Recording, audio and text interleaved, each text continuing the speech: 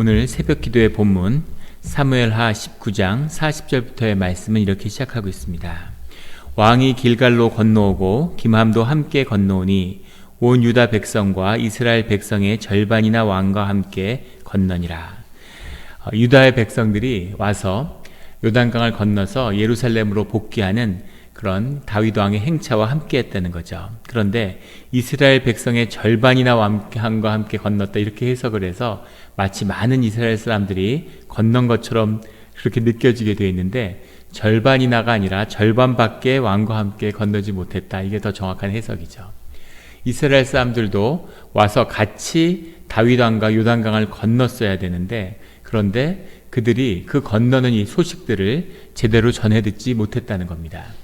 시므온과 베냐민의 지파는 자신들이 한 짓이 있으니까 유다 왕에게 와서 용서를 빌고 같이 강을 건넜죠. 그래서 베냐민 지파와 유다 지파는 유다 지역에서 유다 지방의 싸움이었고, 또 압살롬이 유다 지역에 있는 사람들을 모아서 군대를 이끌고 나왔으니까, 그러니까 다 알고 있는 거죠. 사실은 다윗에게 저항했던 가장 주력이 다 유다 지파의 사람들이 아닙니까? 그러니까 유다와 베냐민, 다윗에게 반란의 주역이었던 두 지파는 이제 다윗을 중심으로 다시 뭉쳐서 요단강을 건넜는데, 사실은 유다 지파에 맞서서 다윗을 도왔던 이스라엘 지파에서 온 사람들은 이 행사에 같이 하지 못했다는 거죠. 그래서 이 어떻게 보면 사소한 일일 수도 있는데, 아무 일도 아닐 수도 있는데, 이 요단강을 건너서 예루살렘으로 오는 것, 왕이 예루살렘으로 복귀한다는 건 이것은 예산일이 아니죠. 사울이 죽고 다윗이 예루살렘으로 들어오는데 7년이 걸렸습니다. 하나님의 뜻을 구하는 거죠. 그래서 그것이 하나님이 세우시는 하나님의 일로 이루어져야 되는데, 그 일이 온전히 이루어지지 못했다는 겁니다. 그래서 어찌 눈으로 보면 사소한 사건일 수 있는데, 이것이 유다와 이스라엘의 민족의 역사에 큰 분열과 오점을 남기는 사건이 되죠. 그래서 베냐민 지파와 유다와 베냐민이 하나로 합쳐서 나중에 유다의 왕국을 이루고, 뒤에 10지파는 이스라엘의 왕국으로 분열되는 분열의 씨앗이 여기서 뿌려지는 겁니다. 그래서 이스라엘 사람들이 왕께 나와서 어떻게 해서 왜 우리 이스라엘은 소외되고 이스라엘의 10지파는 소외되고 너희들만 함께 했느냐 라고 얘기하니까, 유다 사람들은 야, 다윗이 우리의 종친이고 유다 지파가 아니냐, 이렇게 나오는 거죠. 고향이 어딘가, 이렇게 정치적 연고를 따지는 이런 사건이 되었다는 겁니다. 그런데 유다 지방의 사람들도 할 말이 있는 거죠. 너희가 어찌 이 일에 대하여 분내느냐. 42절에 보면 우리가 왕의 것을 조금이라도 얻어먹었느냐. 우리가 왕에게 충성한다고 해서 우리가 무슨 왕에게 얻거나 특권을 얻은 게 아무것도 없고 그냥 다윗에게 충성하는 것인데, 너희들이 시기할 게 뭐가 있느냐, 너희들도 와서 함께 하면 되지 않느냐, 이렇게 얘기하는 거죠. 그런데 43절에 보면 이스라엘 사람들도 마찬가지인 건, 우리는 왕에 대하여 10몫을 가졌으니, 우리는 10지파인데 너희는 하나고 우리는 10이지 않느냐. 그러니까 우리는 10몫을 가졌다는 거죠. 우리가 다윗을 위해 싸웠으니까 뭔가 분깃으로 얻어야 될 게 있지 않느냐, 이런 정치적 이해관계가 그 밑에 깔려 있음을 보여주고 있는 겁니다. 이들이 승리한 것은 사실은 압살롬이 이길 수밖에 없는 싸움이었는데, 이 싸움을 뒤집은 것은 하나님의 은혜고 하나님이 하신 일이라고 성경은 분명히 증거하고 있죠. 그런데 하나님의 역사를 본 사람이라면 하나님의 뜻을 받아들여야 되는데, 그런데 자신의 정치적 이해를 따지는 겁니다. 이것이 내전이 불러오는 비극이죠. 그 다음에 나타나는 사건은 세바의 반역이에요. 이 틈을 세바라는 사람이 노리는 거죠.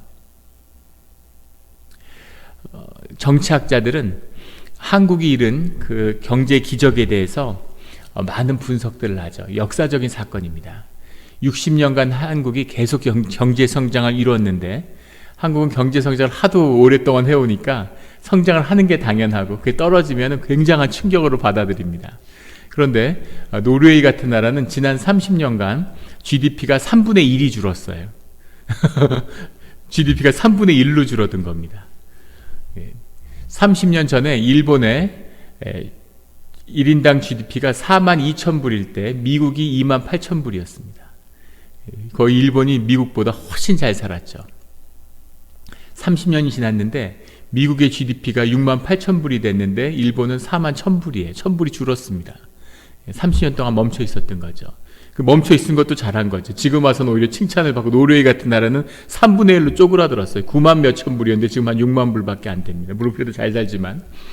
그런데 한국은 어떻게 60년 동안 쉬지 않고 발전을 했을까? 전반기 30년은 한국과 비교될 수 있는 나라가 대만, 일본 정도밖에 없습니다. 역사적으로. 후반기 30년은 중국밖에 없죠. 60년으로 따지면 한국과 비교될 수 있는 나라는 없습니다. 물론 주님이 주시는 큰 축복이죠. 그런데 정치학자들의 해석 가운데는 그 60년을 경제 성장을 이뤄낼 수 있었던 것이 사실은 정치적인 권위주의 때문이었다라고 분석을 하는 거죠. 정치적인 안정을 이뤘기 때문이라는 거죠. 근데 문제는 군사정권이라는 게 등장하면 제3세계 문제들, 제3세계도 군사정권이 있고 군사적으로 정치적으로 권위주의가 횡행했는데 다 왜 안 됐을까? 쿠데타가 일어나면은 쿠데타가 또 일어나고 또 일어나는 겁니다. 정당성이 없으니까. 저 사람이 쿠데타를 하면 이 사람이 또 하고 또 저 사람이 또 하고 이러면서 정치적 안정이 무너지는데 한국은 이상하게 쿠데타가 난 다음에 계속 정치적인 안정을 이뤄냈다는 거죠. 이것이 뭐 집단의 지혜일 수 있겠지만 더 깊이 보면 하나님의 은혜겠죠. 하나님이 그럼에도 불구하고 은혜를 부어주신 거죠. 오늘 20절에 나오는 불량배 하나가 이러니까 아주 별 볼 일 없는 사람이 하나 나온 것처럼 얘기하는데 불량배라고 번역해서 그렇지 이것이 이시벨리알이죠. 우리 성경에 계속해서 나오는 엘리의 두 제사장의 두 아들을 이시벨리알이라고 하고 벨리알이라고 하는 것은 무익한 자 이런 뜻인데 대적의 무리에 쓰임을 받는 자, 대적의 아들, 마귀의 권세가 뒤에 있는 자 이런 뜻이죠. 그가 마귀의 권세를 얻었기 때문에 마귀의 권세를 얻었다는 것은 그가 거짓의 능력, 참소하는 능력이 그에게 함께 한다는 겁니다. 공동체가 무너질 때 보면 아무것도 아닌 사람이 거짓말로 그걸 막 어지럽히고 힘들게 하는 것 이런 일들을 아마 보신 일이 있을 거예요. 이상하죠.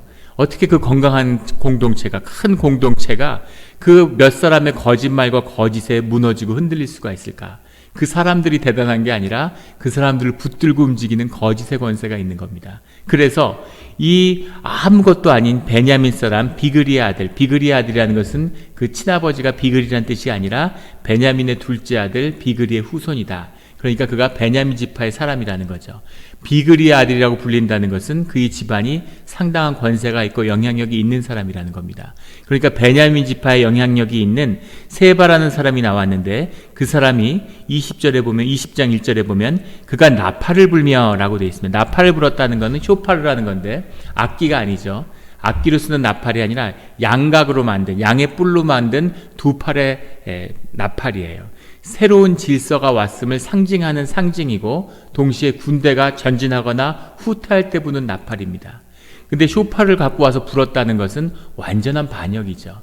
이것을 아무나 사서로 이렇게 불었다는 건 이제 다윗의 치세는 끝나고 새로운 치세가 열려야 돼. 이런 상징적인 의미가 있는데 그것을 불며 이르되 우리는 다윗과 낫을 분 것이 없으며 다윗은 우리하고 아무 상관이 없다. 다윗은 더 이상 왕이 아니다. 라고 부인했다는 거죠.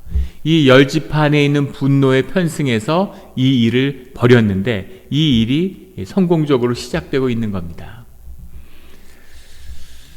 오늘 말씀은 깊이 묵상을 해야 될 말씀이죠. 뒤에 아마사의 이야기도 나오고 아마사는 압살롬의 군대 장관으로 다윗을 죽이려 했던 사람이에요. 근데 다윗이 그를 품었는데 그를 유다 군대의 사령관으로 세워서 사실 요압을 견제하려고 했는지도 모르죠. 이제 네가 요압을 뒤를 이어서 유다의 사령관이 돼야 된다라고 이야기했는데 아마사가 군대를 모으는데 군대가 모아지지 않는 겁니다. 모아지겠습니까? 조금 전까지 상대방의 군대 장관으로 싸웠는 사람을 이제 사령관이 돼서 나를 중심으로 싸워라 그러면 아마사와 맞섰던 사람들이 아마사의 말을 듣겠습니까? 군대가 중집이 되지 않는 거죠. 안 되니까 다시 요압에게 또 부탁을 하는 겁니다. 요압이 가서 또 계략으로 아마사를 또 죽였어요. 세 번째 이런 암살이죠. 다윗이 사람만 세우려고 그러면 요압이 가가지고 이런 악행을 저지르는데 그러면서 계속 살아남고 있는 겁니다. 요압의 배신, 세바의 배신과 이스라엘의 분열하는 조짐, 그 앞에는 또 10지파와 2지파의 갈등, 사면 초간 거죠. 이것을 볼 수 있는 건 다윗의 왕권이 완전히 흔들렸다는 걸 보여주고 있는 거죠. 자기 아들하고 내전을 해서 아들을 죽이고 살아남았는데 무슨 정치적인 권위가 있고 정치적 자산이 있겠습니까? 그를 도운 자들은 다 개인의 영욕을 위해서 뭔가를 얻어내려는 자들이죠. 그러니까 완전히 사면초가고 모든 것이 사방에서 무너져 내리는 그 현실을 다윗이 마주하고 있는 겁니다. 그런데 그 엄청난 사건들 가운데서 어찌 보면 작은 사건을 하나 다윗이 다루게 돼요. 그것이 3절에 한 절에 나오는 이야기입니다. 3절에 보면 다윗이 예루살렘 본국에 이르러 전에 머물러 왕궁을 지키게 한 후궁 10명을 잡아 별실에 가두고 먹을 것만 주고 그들과 관계하지 아니하니 그들이 죽는 날까지 갇혀서 생과부로 지내니라. 굉장히 비참한 운명에 처한 것처럼 기술됐지만 사실은 이것이 말하는 증거는 하나죠. 10명의 칙시를 데려왔는데 그들이 사실은 압살롬과 상간을 했습니다. 그래서 율법적으로 보면은 사실은 이들은 죽어야 되는 거죠. 이 여인들과 관계하면 그것도 율법에서는 이제 근친 상간으로 보는 겁니다. 그러면 다윗도 죽어야 되는 거죠. 근데 그들을 사실은 돌로 쳐 죽여도 죄가 되지 않는 겁니다. 율법적으로 하면 그게 더 맞을 수 있죠. 그런데 다윗이 그렇게 하지 않고 그들을 왕행실에 두고 그 다음에 그들을 계속 공양을 하면서 살게 했다는 거죠. 그런데 중요한 것은 다윗이 더 이상 그들과 같이 하거나 함께하지 않았다는 겁니다. 아주 작은 사건인 것 같지만 이제 다윗에게 일어난 변화는 뭐냐면 삶을 추스리기 시작했다는 거죠. 사실은 10명의 칙시를 둔 것도 주님의 뜻에서 벗어난 겁니다. 철을 여러 명 두는 것도 그것도 주님의 뜻에서 벗어난 건데 첩을 여러 명 둔 거예요. 첩을 10명이나 둔 겁니다. 이런 삶에 무너진 것들이 다윗의 모든 어려움을 만드는 근거가 되었죠. 다윗의 어려움은 항상 여성으로부터 오죠. 어떤 사람들은 돈으로부터 오고 어떤 사람들은 분노로부터 오고 사람마다 오는 것이 다 다른데 다윗이 이런 많은 죄악된 육성의 문제를 다루지 못했음에도 불구하고 다윗에게 하나님의 은혜가 함께하며 다윗을 자녀같이 지켰다는 겁니다. 하나님의 눈으로 우리를 보면 우리가 어떻게 보이겠어요? 많은 그 죄악을 주님이 다 아시는데 우리의 거짓을 다 아시는데 어떻게 보이겠습니까? 그럼에도 불구하고 주님이 우리를 볼 때 아름답고 사랑스럽게 보는 그것이 있다는 거죠. 우리 가운데.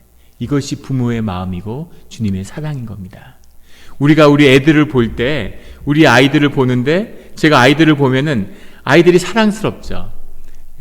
말썽을 피고 말을 안 듣고 문제를 일으켜도 자녀로서 보이는 사랑스러움이 있는 겁니다. 무언가 자꾸 주고 싶고 뭔가 선물을 주고 싶어요, 애들한테. 그런데 줄 게 없어서 줄 구실을 찾는 거죠. 그래서 막내가 신발 같은 거라도 좀 정리하면 그걸 빌미로 삼아가지고 선물도 주고 상도 사주고 외식도 하고 그걸 이렇게 뭐라도 하여간 상줄 구실을 찾는 겁니다. 이것이 주님의 마음인 거죠. 뭔가 그 안에서 귀한 것을 찾으려고 하는 것, 그 주님의 마음을 만나야 되는 거죠. 그것이 우리의 진실과 자원하는 심령입니다. 다윗이 아무것도 아닌 자신은 좋은 궁에 사는데 백향목 궁에 사는데 주님의 말씀의 괴는 장막 안에 있네 라는 그 한마디가 다윗의 운명을 바꿨죠. 그런 마음을 주님이 바라신다는 게 있는 거죠. 그 일들을 다윗이 해나가기 시작했다는 겁니다. 다시 큰 위기가 닥쳤는데 다윗의 대응은 엉뚱한 것처럼 보이지만 그 해답을 주님 안에서 찾았다는 거죠. 아무것도 아닌 일, 사소한 일을 한 것 같지만 주님은 그 자원하는 심령으로 다윗이 한 이 한 가지를 귀하게 보신다는 겁니다. 주님의 마음을 헤아리지 않으면 이 사건의 균형을 맞춰볼 수가 없는 거죠. 파이라고 하는 책도 있고 영화도 있습니다. 보신 분들 계실 거예요. 인도에 있는 동물원을 하는 가정이 캐나다로 이민을 가게 되죠.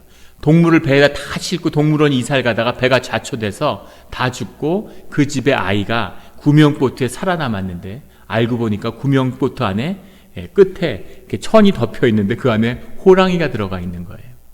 호랑이하고 아이하고 그 배를 유랑하면서 살아남는 이야기입니다. 아주 영적이고 기가 막힌 책이죠. 처음에는 그 호랑이를 두려워합니다. 호랑이가 아이를 잡아먹으려고 하는데 둘이 공존하는 거죠. 아이가 물고기를 잡아서 호랑이를 먹여요. 호랑이도 아이 때문에 살고 있고 아이도 점점 호랑이가 의지가 되는 거죠. 자신의 삶의 생명의 일부가 된 겁니다. 둘이 우정을 교감하고 마지막에 어떤 삶의 표류에서 육지에 표류했는데 그 호랑이가 내려서 이렇게 그 숲으로 떠나가는데 아이가 그걸 보면서 눈물을 흘리죠. 그 호랑이가 사실은 내 내면에 나의 육성입니다. 나의 죄성인 거죠. 죄성을 없앨 수 있을까요? 죄성을 없앨 수 있다고 얘기하는 종교는 다 거짓입니다. 종교는 마치 그것을 다룰 수 있는 것처럼, 그것을 정복할 수 있는 것처럼 얘기해요. 거짓이죠. 무슨 굉장한 깨달음 뒤에는 그것을 없앨 수 있는 것처럼, 다른 사람이 되는 것처럼, 그렇지 않습니다. 우리가 육신을 입고 사는 동안에 그 죄성과 함께 하는 거예요. 늘 죄의 유혹과 죄성이 우리와 함께 합니다. 그런데 그 호랑이를 다루면서 살아야 되는 거죠. 그 호랑이한테 물어뜯기고 호랑이한테 잡아먹히면 안 되는 겁니다. 슈퍼볼 대회를 하는데 경기를 보진 않고 나중에 하이라이트 영상을 봤어요. 사람 마음이 이상해서 오늘 유다 사람들, 이스라엘 사람들이 왜 싸우는지 이해가 안 되지만 이해가 되죠. 예, 싸우는데 49ers가 이겼으면 좋겠는 거죠. 캘리포니아에서 하니까 그래도 49ers가 이겨야지. 그런데 나중에 보니까 다 이긴 줄 알았더니 뒤집혔더라고요. 근데 사람들이 그런 걸 짊어지고 부딪히고 막 싸우고 그걸 보고 막 열광하고 중간에 해프타임 쇼를 하는데 이거 완전히 그 육성과 죄성의 그 표현이구나. 인간의 육성이 무엇인지를 보여주는 거죠. 할로윈 같은 원래 성인들을 위한 기억하는 날이고 그들의 중보를 기억하는 날이죠. 그런데 그날이 무슨 귀신 같은 걸 흉내내는 장난하는 날처럼 됐어요. 우리 안에 그런 것이 있는 겁니다. 죄성이 본성으로서 있는 거예요. 그것을 억압하는 것이 답이 아니라는 거죠. 그것을 다뤄야 한다는 겁니다. 그 안에 생명이 있는데 사람들이 죄와 그림자와 어둠 때문에 상처 때문에 내면을 열지 못하는 거죠. 그런데 그것을 열고 그 안에서 보물을 꺼내야 되는 거죠. 그리고 그 안에 있는 죄성을 다뤄야 되는 겁니다. 그 죄성을 다뤄가는 이야기. 다윗이 압살롬을 넘어서고 나니까 더 큰 어려움이 눈앞에 다가와 있죠. 그런데 그것을 풀 수 있는 것이 주님이고 주님과 함께하는 다윗은 그 모든 문제 가운데 승리할 수 있는 거죠. 다윗은 절대 못하지만 다윗이 절대 못할수록 하나님께 의지할 때 그 일은 아무 일도 아닌 일이 되는 거죠. 내일 나눌 말씀은 세바의 반역이 어떻게 다뤄지는지를 보여주고 있습니다. 이것이 우리에게 주어지는 도전이죠. 큰 세상에 파도가 몰려오고 있는데 그 파도를 바라보면 그러면 지는 겁니다. 하나님을 그 안에서 보고 하나님을 바라보는 자는 승리하는 거죠. 내가 아무것도 할 수 없을 때 주님이 이루시는 이 일들이 이루어지고 주님을 높이는 찬양으로 사무엘의 말씀이 마무리되죠. 수많은 고난이 있는 것 같지만 이 압살롬의 사건을 경계로 앞에 25년보다 뒤에 15년은 말할 수 없는 다윗의 통치가 공고해지고 그전과 비교할 수 없는 그런 부흥과 번영의 시대를 맞이하게 됩니다. 그 시대가 있었기 때문에 솔로몬의 영광이 열리는 거죠. 이것이 주님이 우리에게 주시는 말씀입니다. 자녀와 사업과 무슨 관계와 가족과 모든 문제가 어려움에 빠지는 것 같지만 그것은 주님의 초대고 초청인 거죠. 주님을 새롭게 만나라는, 주님이 말씀하시고 주님이 구하는 뜻이 무엇인가를 만나라는 주님의 부르심입니다. 그것을 만나서 그 모든 것을 복으로 바꾸는, 신앙을 연금술에 비유하잖아요. 모든 돌을 가져와도 그것을 다 황금으로 바꾸는 그런 우리의 신앙, 우리의 기도, 우리의 공동체가 되기를 예수 그리스도 이름으로 축원합니다. 기도드리겠습니다. 하나님 아버지 감사합니다. 귀한 말씀을 주시고 우리가 정신을 못 차릴 것 같은 또는 어려움과 고난의 그 그림자만 봐도 예전에 겪었던 그런 두려움 때문에 정신이 없고 황망해할 때가 많음을 주님이 아십니다. 하지만 우리가 연약할수록, 우리가 약해질수록 우리가 상한 마음, 애통한 마음으로 쓰러져 울부짖을 때 크신 주님이 더 큰 역사로 우리와 함께 하시는 그 그 주님을 말씀하여 주시니 감사합니다. 주님과 함께하는 길이 무슨 거대하고 거창한 것이 아니라 우리 삶의 가장 작은 죄악된 일을, 가장 작은 불순종의 일들을 다루어 가는 것임을 주님, 우리 안에 있는 내면의 이 짐승들을 다루게 하시고, 우리 안에 있는 천사가, 우리 안에 있는 선한 마음이, 우리 안에 있는 속사람이, 주님의 성령이 우리의 죄성을 다루며 우리의 삶을 가치 있고 아름답게 만들어가는 그런 우리의 인생이 되게 하여 주시옵소서.